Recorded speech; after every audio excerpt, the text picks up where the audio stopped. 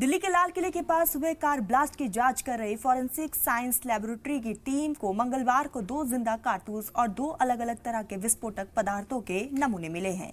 सूत्रों के मुताबिक जांच के दौरान दोनों जिंदा कारतूस सीधे ब्लास्ट साइट से बरामद किए गए हैं और उन्हें डिटेल फॉरेंसिक जांच के लिए भेज दिया गया है।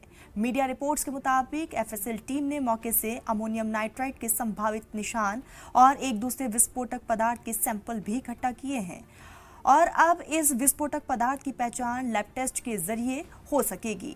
सभी सैंपल एफएसएल लैब में भेज दिए गए हैं, जहां स्पेशलिस्ट ये पता लगाने में जुटे हुए हैं कि ब्लास्ट में किस तरह का विस्फोटक इस्तेमाल किया गया था। जांच में सामने आया है कि आरोपी ने घबराहट में विस्फोटक को ट्रिगर किया था। वही सूत्रों के मुताबिक सुरक्षा एजेंसियां देश भर में कई जगहों पर छापेमारी कर रही हैं।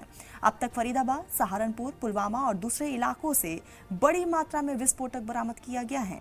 जांचकर्ताओं का मानना है कि आरोपी पर बढ़ते दबाव के चलते उसने जल्दबाजी में ये कदम उठाया।